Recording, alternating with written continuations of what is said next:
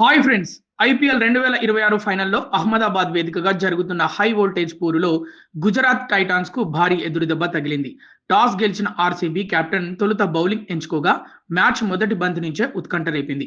మొదటి ఓవర్‌లోనే గుజరాత్ బ్యాటర్లు దూకుడుగా ఆడుతూ 13 పరుగులు సాధించారు. ముఖ్యంగా సాయి సుదర్శన్ వరుసగా 2 బౌండరీలు బాదడంతో గుజరాత్ అభిమానులు సంబరాలు చేసుకున్నారు. అయితే వెంటనే డ్రామా చోటు చేసుకుంది. సుదర్శన్ క్యాచ్ ఔట్ అయినట్లు అంపైర్ ప్రకటించగా బ్యాటింగ్ టీం రివ్యూ తీసుకుంది. చివరకు అది నాటౌట్‌గా తేలడంతో గుజరాత్ ఊపిరి పీల్చుకుంది. కానీ ఆ ఆనందం ఎక్కువసేపు నిలవలేదు.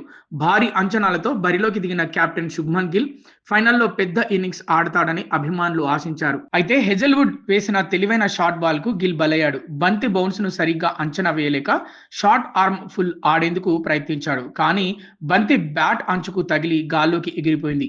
మిడ్ ఆఫ్‌లో ఉన్న పట్టిదార్ అద్భుతంగా పరిగెత్తుకుంటూ వచ్చి క్యాచ్ అందుకున్నాడు. వికెట్ పడగానే స్టేడియం ఒక్కసారిగా షాక్‌లోకి వెళ్లిపోయింది.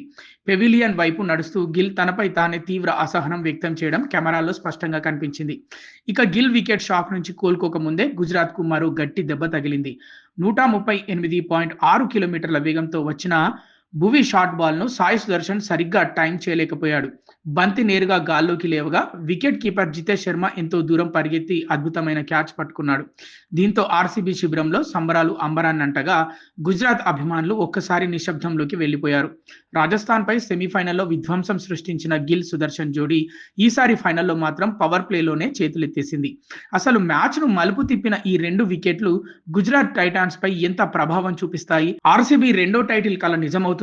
లేక గుజరాత్ మళ్ళీ పుంజుకుంటుందా? మీ అభిప్రాయాన్ని కామెంట్స్‌లో చెప్పండి.